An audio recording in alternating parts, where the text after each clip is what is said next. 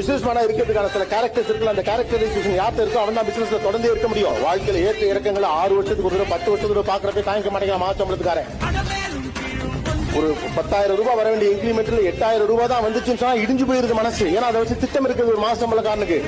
ஆனா 10 கோடி ரூபாய் பண்ணிக்கிட்டு இருந்த இடத்துல 20 கோடி ரூபாய் நட்டம்னா கூட 3 மாசம் எந்திரிச்சு நிக்கிறான் ஒரு business man. How it happened? It's an attitude.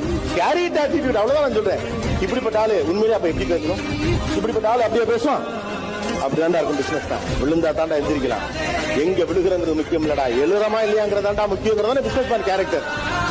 எந்த பேக்ரவுண்டும் இல்லாம யார் வேணா மேல வரலாம். ஏஆர் ரஹ்மான் ஒரு பேட்டியில சொல்லியிருந்தார், நான் இந்த சாதி அதனால என்ன அமைக்கிட்டாங்க, நான் இந்த மதம் அதனால என்ன அமைக்கிட்டாங்க, எங்க அப்பா ஒண்ணுமே இல்லாத பேக்ரவுண்ட்ல இருந்து வந்தவர் அதனால என்னால ஜெயிக்க முடியல, எனக்கு இன்னொரு சான்ஸ் கிடைச்சிருந்தா ஜெயிச்சிருப்பேன். இந்த எந்த கதையுமே யாரும் சொல்லாதீங்க. ஏஆர் ரஹ்மான் ஒரு பேட்டியில அவர் சொன்னாரு, டேய் நீ ஜெயிக்கணும்னு நினைச்சா நீ உழைக்கணும், நீ ஜெயிக்கிறதுக்கு 2 வருஷம்